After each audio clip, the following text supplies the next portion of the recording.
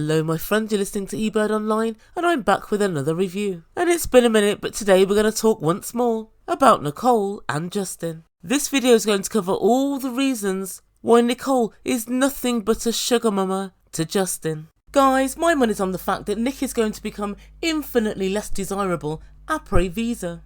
And I've got to say, I think that Nikki knows it's a wrap, but she's gritting those veneers and clinging on by her acrylic nails. So every single episode there have been more and more problems within this relationship.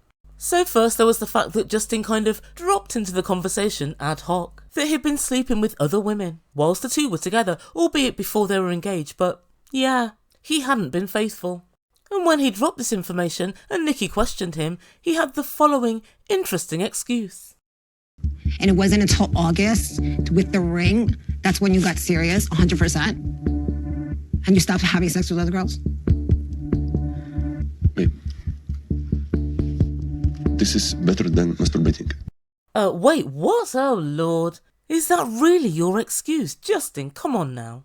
But that wasn't quite enough. Justin then let Nikki know that he didn't want a monogamous relationship. He would like an open relationship in which he can explore his lust for threesomes.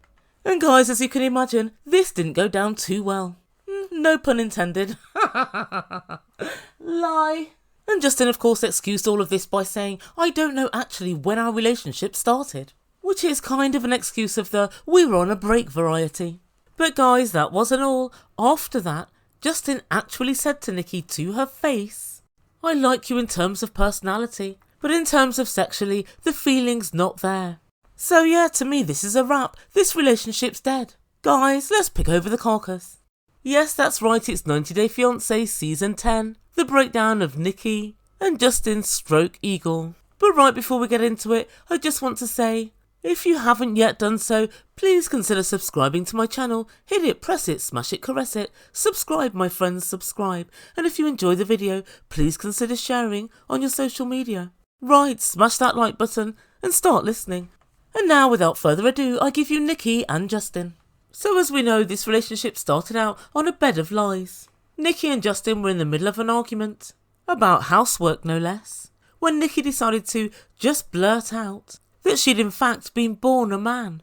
Poor Justin had absolutely no idea, and upon hearing this shocking news, he fled back to Moldova. But unfortunately for us all, 12 years later they got back together via social media. And so the real question that I've always had is, why? After seeing the couple for the past few weeks in Moldova, it's my assertion that Justin is in no way in love with Nikki. There seems to be literally no chemistry between the couple and they break up every 3 to 5 working days. I just believe that Justin's decided he now wants to go to America and he also wouldn't mind a sugar mama and she's the available patsy for his future plans. So he's been more or less blatantly telling Nikki all the way through the relationship that he didn't like her. He started out quite softly saying he didn't like her hair, her makeup, her clothes or her personality. But he's now ramped it up by saying she's completely masculine and he'd rather sleep with other women, although if she really wants, she can join in. And then there was a problem with their sex life. It took them 3 or 4 days to do the deed. Even though Nikki was chomping at the bit, Justin was, well, how can we say, very reluctant to make love. He then told all of his friends that he thought she had masculine energy and that she was more like a man. And then a couple of weeks ago, he actually said this to Nikki's face. Open the woman part of you, and I will be support this part, like a man. One thing I want Nikki to change in our relationship is her temper. Sometimes Nikki, I think, with a lot of masculine energy. And that is a turn off. Nikki, if somebody tells you that you're like a man and that he wants you to exhibit more feminine energy, how do you think you're going to be able to do that? Her personality is a personality. If she does have masculine energy, that's part of her personality. It's not something that can be just changed on a whim. What else has he done? Oh yeah, he's tried to deny or downplay the amount of financial assistance that Nikki's given him. And the only reason I think he decided to do this was for the cameras. He knows and she knows how much money she's given, but I think he didn't want his real motivations to be exposed to the viewers. But guys, then let's have a look for a moment at the other side of the coin. When I look at it from Justin's point of view, there's much for him to be unhappy with. If I look at Nikki's behaviour, she's extremely demanding. In fact, one of the most demanding people I've seen on this franchise. Nikki actually sits on a throne of lies. And yet she expects the truth, the full truth and nothing but the truth from Justin. It took her 2 years to actually admit she was born a man. And guys, when she told us this info, it kind of seemed like, well, she saw it as no big deal. And she actually told him in spite. It had been about 2 years that Justin and I were dating. And when I did blurt that I used to be a man, he was in shock. Like, what? Like, how could you lie to me and do this? I traumatized him. And he went home and he was depressed for a really long time. Jesus, take the wheel. She really doesn't care. I think she's an extremely entitled human being. And then even when he asked her to tone down her look, because it's not the done thing in Moldova, this is how she walks around. In addition to this, Nikki is also a chronic oversharer. She told one of his best friends that he doesn't go down on her. Wait, what? Even a couple of weeks ago she went to get her nails done. And she was telling the poor nail tech all about her relationship, and the nail tech more or less looked at her as if to say, I'm literally, actually not interested.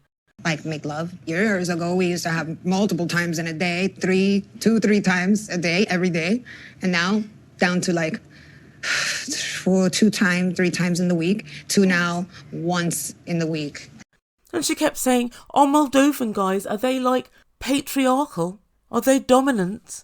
Nikki, you know the answer to this. Yes, they are. But Nikki has no qualms whatsoever in talking all of Justin's business. Nikki, if you want to talk your own business, that's absolutely fine. But she seems to just have absolutely no filter. And most of the info she's chatting is at Justin's expense. Honestly guys, I'm on the verge of thinking that Nikki should just be banned from having relationships. And so Nikki knows this relationship can't work. She knows this relationship is no good. But the romantic narratives rolling around in her head keep her pushing forward. And as we all know, the only emotions that matter in this relationship are Nikki's emotions. But the couple went out on a boat last week, and Nikki thought it was super romantic. Yeah, whatever you say. And while she was on this post-romantic high, she decided to ask Justin the following. You know, tomorrow's our engagement celebration. And I do know that I want to have this engagement celebration because I believe in my heart there's no one else I'd rather be with. And I don't know how you feel. You think that we should still have this? You see how many times we're fighting, but we never stop to try understanding each other. And it sounded like it was going to go well. They're going to get engaged after all. But guys, the conversation very quickly took a turn for the worse because Justin said, I understand what you're saying. I understand your need for more intimacy. And that's why I think that we should be having threesomes. That's why I raised this issue. And then this so-called relationship lurched from idiocy to lunacy. Nikki, who doesn't really want to go ahead with this threesome thing, then said to Justin, okay, if after I get more intimacy from you, I offer that to you, I do so on one proviso. And guys, her one proviso is them also having threesomes with another guy. And I know you all love to say in the comments, oh, Justin's gay, but I really don't think he is. He just happened upon Nikki when he was too young and too green to know any better. But Justin said in no uncertain terms that he doesn't want that at all. But guys, such is the disrespect towards each other from both parties. This is how the conversation played out. I don't want to somebody you. But I gotta see you, a girl, another girl, and me? Yes. Why? You know, I'm 2 seconds from slapping out of you. That's really so disrespectful that you go laugh in my face. Igor, cut okay? They argue and Nikki tells Justin he doesn't want to take accountability for anything he does wrong. And Justin ends up storming off and Nikki says, that's it, go on, walk away. And he does, but unfortunately, not for good. So the next time we see them, Justin has decided to go horse riding with Nikki, and they're going to recreate an iconic photo, which recaptures them horse riding when they first met, in happier times before Justin knew that Nikki was born a man. And in the car on the way there, they reconvened their earlier argument. And Justin said, Nikki, you have to learn how to be in a relationship. And Justin tells production that Nikki is extremely jealous, and that's why she doesn't want to do threesomes. But come on now, Justin, when she offered you the opportunity of threesomes with a man, you said you would never do it and you didn't want to see that, so why would it be any different for her?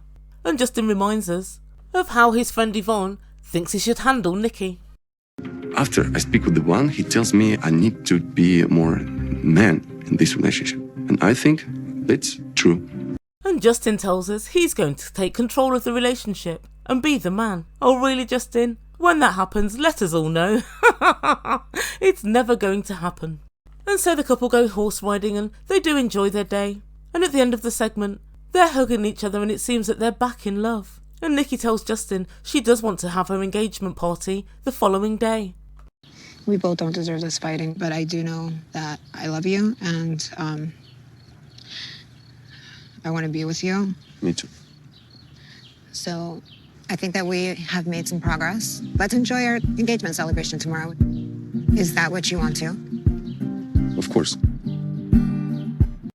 And Justin's of course was an of course of the no I freaking don't variety. And if we take a look at Justin's face, he really doesn't look as if he loves her. And guys, I'm very sure that he just wants this green card and he just wants to get to America. Nikki tells him I've done so much for this relationship, and she has, most of it negative. And I find it extremely difficult to believe that these two can have a meaningful relationship, and so they're just at this point going through the motions. And I think it was last week that Nikki said she doesn't think she can find better than him, and he certainly can't find better than her. But guys, I'm trying to figure out where he'd find worse. He could literally throw a dart through the window of the Bedford Hills Correctional Facility, and the person that it hits would be better than her. I think she needs to be a little more self-aware. She needs to look inward. And that's where we end things for this week. So what does the Ebird make to all of this? Guys, it cannot work. It will not work. There's no way. Justin's told us in no uncertain terms, and in fact he's told Nikki he's not physically attracted to her. He's going out of his way to suggest scenarios where he's able to sleep with somebody else. And this is even before they're engaged and before they're even married. Nikki thinks all the time about just what she wants and the relationship that she would enjoy. And I think Justin's thinking, I've put so much into this relationship over the years, both in terms of time and in terms of personal sacrifice, that I want to get something out of it, and that something could well be Justin going to America, getting a green card and starting anew. With the exception of Big Ed and Liz, this is one of the most facile, ridiculous and toxic relationships I've ever seen on this franchise.